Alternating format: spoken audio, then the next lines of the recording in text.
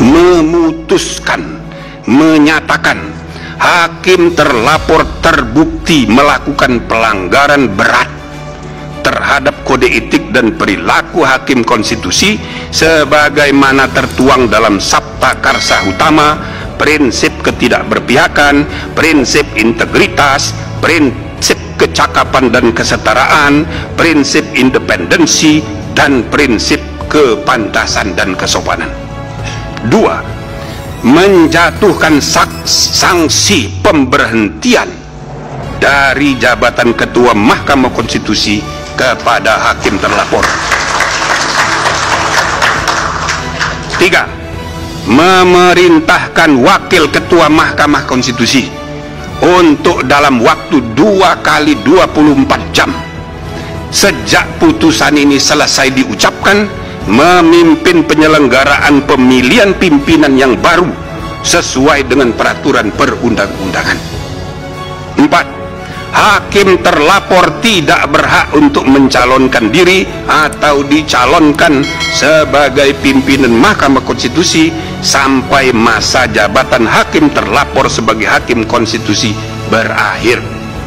5.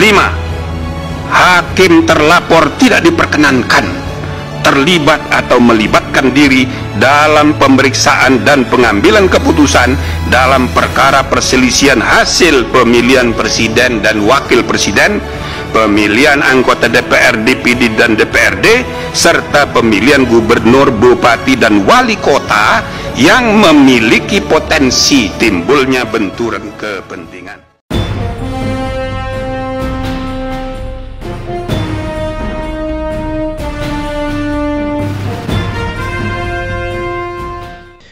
Assalamualaikum warahmatullahi wabarakatuh. Teman-teman, jumpa kembali dengan Enjoy Channel, channel yang membahas berita teraktual, terhangat, dan sedang menjadi perbincangan publik.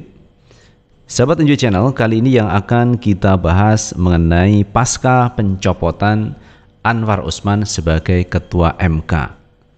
Jadi Anwar Usman dicopot melalui sidang di MK yang diketahui oleh Pak Jimli Asidiki, memutuskan membuat amar putusan yaitu mencopot Anwar Usman dari Ketua MK. Kemudian hari ini sudah terbentuk Ketua MK yang baru. Dan dalam siarannya Anwar Usman juga menyatakan kecewa terhadap keputusan dari MK yang dianggap ini melanggar etik keputusan yang disampaikan oleh Jimli Asidiki. Kenapa keputusan yang disampaikan Jimli ini kok dibuka secara umum, tidak dilakukan rapat secara tertutup? Ini yang kemarin disampaikan oleh Anwar Usman. Saya menyayangkan proses peradilan etik yang seharusnya tertutup sesuai dengan peraturan Mahkamah Konstitusi dilakukan secara terbuka. Hal itu secara normatif tentu menyalahi aturan dan tidak sejalan dengan tujuan dibentuknya majelis kehormatan yang ditujukan untuk menjaga keluhuran dan martabat hakim konstitusi, baik secara individual maupun secara institusional. Nah, itu sahabat Enjoy Channel terkait pernyataan yang disampaikan Anwar Usman. Namun demikian, keputusan MK sudah final bahwa Anwar Usman dicopot dari jabatannya. Namun ada beberapa pihak yang tidak terima sebenarnya kalau hanya dicopot dari jabatan sebagai Ketua MK. Ada warga masyarakat yang menginginkan supaya Anwar Usman ini dipecat dari Mahkamah Konstitusi, artinya dipecat dari hakim MK. Namun berdasarkan undang-undang, kalau Anwar Usman dipecat ini bisa mengajukan banding dan membentuk MK yang baru. Tetapi kalau dicopot, maka Anwar Usman ini tidak bisa mengajukan banding karena waktu yang sangat terbatas, karena dalam waktu 2 kali 24 jam harus membentuk Ketua MK yang baru. Nah, itu teman yang kalau kita lihat perkembangan hari ini mengenai Anwar Usman. Banyak pihak yang berpendapat supaya calon wakil presiden Prabowo Subianto yaitu Gibran Raka Buming Raka ini harus tahu diri bahwa keputusan dari MK yang mengatur syarat calon presiden atau wakil presiden usia 40 tahun atau sudah punya pengalaman atau sedang menjabat sebagai kepala daerah. Ini yang menyebabkan Gibran bisa menjadi calon wakilnya Pak Prabowo Subianto. Banyak pihak yang menginginkan supaya Gibran itu mundur, teman, dari calon wakil presidennya Prabowo Subianto yang diminta itu. Tetapi nyatanya sampai hari ini Gibran juga tidak mundur karena ini bicara etika, etis. Kalau ketua MK-nya memutus ini karena ada konflik of interest dan itu berakibat pada pelanggaran berat etik, maka harusnya Gibran juga begitu, mundur dari calon wakilnya Pak Prabowo Subianto. Mestinya begitu. Tetapi lagi-lagi teman, ini etik, secara etik. Walaupun memang benar Gibran maju sebagai calon wakil presiden itu sah secara hukum, tetapi secara etik teman, ini terlalu minor.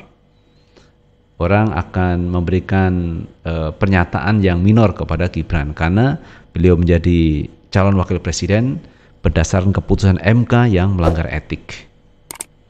Nah teman, ini ada pendapat yang cukup menarik dari seorang akademisi mengenai posisi Gibran yang terlanjur menjadi calon wakilnya Pak Prabowo Subianto. Kita baca berita teman dari Kompas. Gibran disebut harus sadar diri, bisa jadi bakal cawapres dari tindakan tak etis pamannya di MK. Direktur Eksekutif Pusat Studi Konstitusi Pusako, Ferry Amsari menyebut bahwa Gibran Rakabuming Raka mendapat posisi bakal calon wakil presiden cawapres Prabowo Subianto melalui jalan yang tidak etis. Hal ini merujuk pada putusan dan temuan Majelis Kehormatan Mahkamah Konstitusi yang menyebut paman Gibran, Anwar Usman, selaku Ketua MK dinilai terbukti melobi hakim lainnya agar memutus perkara nomor 90 dengan alasan politik pribadinya. Tindakan Anwar Usman tersebut masuk kategori pelanggaran etik berat sehingga dicopot dari posisi Ketua MK. Setelah paman Gibran kena sanksi etik dan itu berat, bagi saya, Gibran harus sadar bahwa dia mendapatkan posisi bakal calon wakil presiden itu dari tindakan tidak etis, kata Ferry saat dihubungi Kompas pada Rabu 8 November 2023. Ferry Amsari kemudian mempertanyakan sikap Gibran, apakah putra sulung Presiden Jokowi itu merasa posisinya sebagai bakal calon wakil presiden Prabowo mesti dipertahankan. Sebab posisi itu didapatkan berkat putusan yang dinilai cacat etik meskipun secara hukum syah. Kalau dia mempertahankan, jelas Gibran bagian dari ketidaketisan itu, ujar Ferry Amsari. Ia mengatakan putusan yang cacat secara etik itu tidak bisa ditampik karena sudah terbukti dalam sidang etik yang disidangkan oleh MK-MK. Sekarang ini apapun perlawanan dia jelas tindakan ya memalukan, kata Ferry. Sebagai informasi, putusan perkara nomor 90/PUU/21/2023 mengatur syarat batas usia capres atau cawapres, yakni seseorang yang belum berusia 40 tahun bisa mencalonkan diri sebagai calon presiden atau wakil presiden selama berpengalaman menjadi kepala daerah atau jabatan lain yang dipilih melalui pemilihan umum. Berkat putusan itu, Gibran yang belum berusia 40 tahun bisa menjadi bakal calon wakil presiden berbekal jabatan wali kota Solo yang hampir diemban selama hampir 3 tahun.